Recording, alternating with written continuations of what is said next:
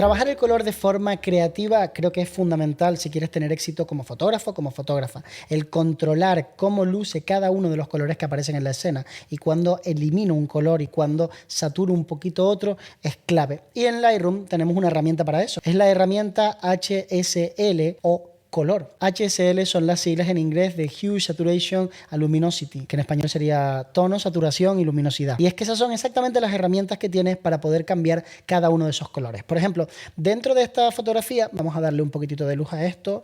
Vamos a elegir el perfil este mismo, Astia, que es muy bonito. O incluso vamos a elegir Provia, que también está genial. Vamos a darle un balance de blancos ligeramente más cálido. Vamos a darle más contraste. Imagina que yo ahora tengo esta fotografía que voy a recortar a 4/5 y voy a evitar que aparezca el fondo. Me quedo solamente con los dedos. Imagina que quiero coger y modificar ligeramente la imagen, ¿no? Podría recuperar de las altas luces, pero lo que hago para ver si está bien o no es darle a la L 2 veces. Entonces veo que tampoco hace falta. O sea, que en realidad todavía no está ni siquiera cerca de estar esa fotografía quemada. Aunque a lo mejor podría recuperar un poquitito para que esta parte de aquí debajo no se viera tan luminosa. Puedo levantar las sombras. Le dan un toque diferente. ¿Ves cómo va cambiando el color? Aquí cuando bajo las sombras, el color es un poquito menos intenso. Cuando las subo es un poquitito más intenso. Entonces puedo marcar los negros. Imagina que yo ahora quiero coger, venir aquí a HSL y decir, oye, mira, los rojos me los saturas, pero los naranjas no. Vengo donde está el rojo y hago clic y empiezo a deslizar y veo cómo esas frambuesas se empiezan a poner súper deliciosas. Fíjate que en la base hay naranja. Esto es naranja y amarillo, ¿no? Si no sabes qué color es, muy fácil. Pillas esta chincheta de aquí, vienes, clicas y si deslizas hacia abajo, restas. Y si le das hacia arriba, sumas. Así de fácil. Entonces quito de aquí. Fíjate como también la mano tenía el mismo tono. ¿Ves? Entonces hay que tener mucho cuidado porque también los puntitos esos que hay y las frambuesas están contaminadas de naranja y rojo.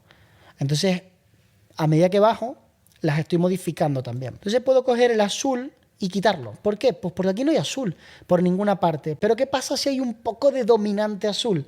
Pues que no la estoy viendo y en realidad está contaminándome la escena. Vamos a ver si había algo de azul. Parece que no había nada.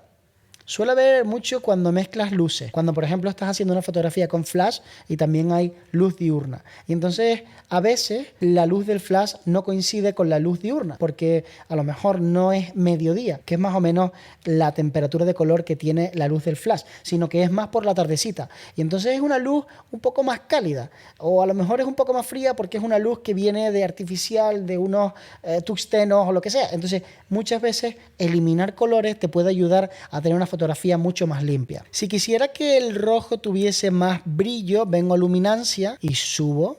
Si quisiera que tuviese menos, bajo. ¿Vale?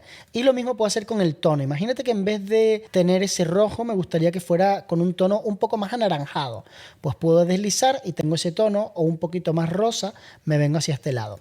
Esto lo puedes utilizar con fines creativos o para corregir la imagen que estás creando, o mejor dicho, que estás terminando. Porque no siempre la fotografía que tienes en pantalla ha sido capturada de forma perfecta. A veces hay cruce de luces, como te comentaba, y hay dominantes. Entonces te puede ayudar. Evidentemente, lo mejor que puedes hacer es tener buenos monitores, porque en el momento en el que tienes buenos monitores vas a previsualizar mucho mejor tus fotografías, tus vídeos. Entonces, si quieres trabajar con unos monitores que tengan una buena relación calidad-precio, yo personalmente te recomiendo los de BenQ, al margen de porque patrocinan este contenido, porque creo que son muy buenos. Sinceramente creo que están muy bien. Si te fijas, yo tengo dos justamente aquí y lo que hago muchas veces es utilizarlos a la vez para editar fotografías, como te conté en un capítulo en el que ya estuvimos trabajando. Pero sigamos editando la imagen. Vamos a abrir ahora la parte de detalle. Esta parte es para enfocar la fotografía. Claro, ¿qué pasa? Si tú quieres ver la fotografía al 100%, basta con que hagas clic encima de la pantalla y la veas. Pero hay gente que se obsesiona con que su foto sea nítida. Quieren que sea nítida a un nivel que les llene por dentro.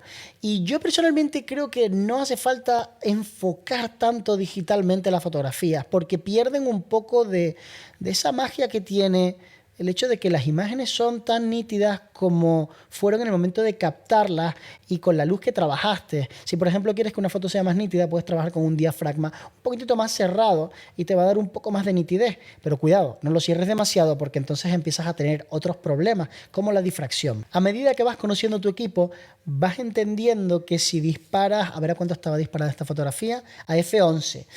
Fuji no tiene muy buena nitidez con estos diafragmas. Esta lente seguramente sea bastante más nítida si hubiera disparado a f5.6, f4, por ahí más o menos, que si disparo a f11. Pero yo necesitaba disparar a f11 para tener el control absoluto de la escena a nivel lumínico. Y por eso trabajé de esta forma. Entonces, lo que perdí con la difracción lo puedo ganar artificialmente dándole a donde dice cantidad. Le doy aquí, ¡chum!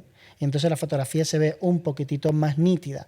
Tengo otras opciones como el radio o el detalle y una opción muy interesante que se llama máscara para proteger la piel de las personas, porque puedes querer enfocar tu imagen y no enfocar el rostro de la gente para que tengan demasiado detalle que a lo mejor no es lo mejor para hacer un beauty, ¿no? Por ejemplo, o un retrato corporativo. También tenemos aquí la reducción de ruido en caso de que necesites reducir un poquito el ruido de tu fotografía porque trabajaste con unos ISOs demasiado altos. Si quisiéramos aplicarle un poco de grano a la fotografía, tendríamos que venir a donde dice efectos. Y aquí tenemos diferentes opciones. La primera es la viñeta. Una viñeta es lo que se produce en algunos casos cuando trabajas con ciertas aperturas de diafragma de forma natural y suelen ser viñetas que oscurecen las esquinas de la imagen porque la luz no llega perfectamente hasta la esquinita del sensor. Entonces llega menos cantidad de luz y eso hace que exista ese pequeño viñeteo. Tú lo puedes provocar si tú quieres, puedes coger y hacer así y entonces estaría focalizando un poco más la atención en el centro. Este es un recurso bastante vintage que ojalá nunca se vuelva a poner de moda. A mí me parece horroroso, pero oye, lo puedes utilizar con fines no tanto creativos sino para corregir. Por ejemplo, puedes decir, mira, ¿sabes qué? Dame un poquito más de luz en las esquinas. El problema es que esta viñeta, esta parte del Lightroom, lo que está haciendo realmente es oscurecer y aclarar, pero aportándole, casi te diría, blanco y negro. No está realmente cogiendo el RAW y dándole más brillo a ese píxel, sino que le está metiendo como una capa y no te lo recomiendo. Te recomiendo mejor abrir el panel de corrección de lente y venir a donde dice viñeta y entonces aquí subir la cantidad de luz del borde o bajar la cantidad de luz de las esquinas. Hay una diferencia bastante grande. Fíjate en la mano cómo aquí no cambia el tono, sino que le mete luz, queda más luminosa, más bonita, pero no ocurre esto. Vamos a hacer aquí una instantánea y vamos a hacer ahora otra instantánea con el efecto de viñeta para que veáis la diferencia. Fíjate la diferencia entre esto y esto. No tiene nada que ver, así que ahora entenderás por qué yo realmente no utilizo la viñeta posterior al recorte cuando estoy trabajando con Lightroom, sino que vengo donde dice corrección de lente y utilizo la viñeta. Pero de lo que estábamos hablando realmente era de añadirle grano, así que lo que vamos a hacer es venir a efectos y añadirle aquí grano. Tenemos cantidad, tamaño y rugosidad.